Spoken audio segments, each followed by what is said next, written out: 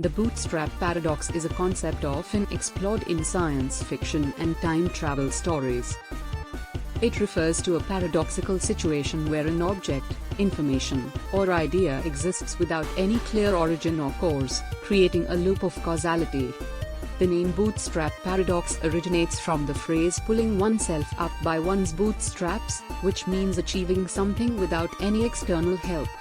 In the context of time travel, the paradox arises when an object or information is sent back in time and becomes its own origin, with no discernible beginning. Here's an example to illustrate the bootstrap paradox. Imagine a person travels back in time and gives a famous composer a sheet of music. The composer, inspired by the music, publishes it under their own name and becomes renowned for it. However, the question arises, where did the sheet of music come from originally? If it was created by the composer, then it would be a case of self-creation. But if it was never created, then how did it end up in the hands of the time traveler? This paradox challenges the notion of cause and effect, as the object or information seems to have no clear origin. It creates a self-referential loop, with no external point of creation.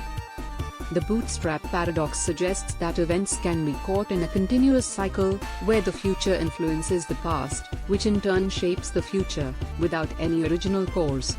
The concept of the bootstrap paradox often leads to philosophical and logical conundrums. It challenges our understanding of causality, the flow of time, and the idea of a linear cause and effect relationship. It highlights the complexities and potential contradictions that arise when time travel and the manipulation of causality are introduced. Here's an example of a bootstrap paradox. Imagine a science fiction writer named Jane who is struggling to come up with an original idea for her next novel. One day, she receives an anonymous email with a manuscript attached. The manuscript is an incredibly compelling and unique story that captivates Jane. She decides to publish it under her own name and it becomes a bestseller, launching her career to new heights. Years later, Jane decides to explore the origins of the manuscript. She searches for clues, but she can't find any evidence of who sent it to her. The manuscript seems to have appeared out of thin air. Perplexed, she wonders how such an extraordinary piece of literature came into existence. Eventually, Jane decides to travel back in time to the period before she received the manuscript. She disguises herself and attends a writing conference where she meets an aspiring author named John.